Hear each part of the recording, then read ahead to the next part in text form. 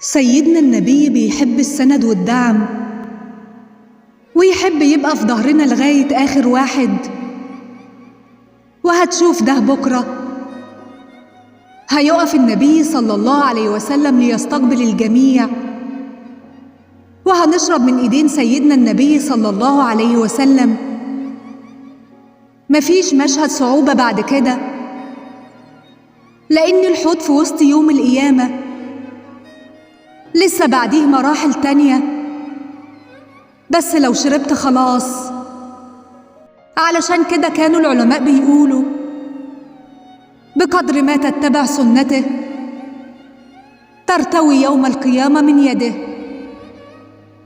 فاللهم أحينا على سنته، وتوفنا على ملته، واسقنا من يده الشريفة شربة ماء هنيئة لا نظمأ بعدها أبدا.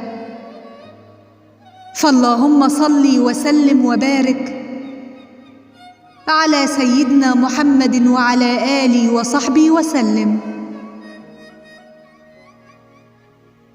تحياتي.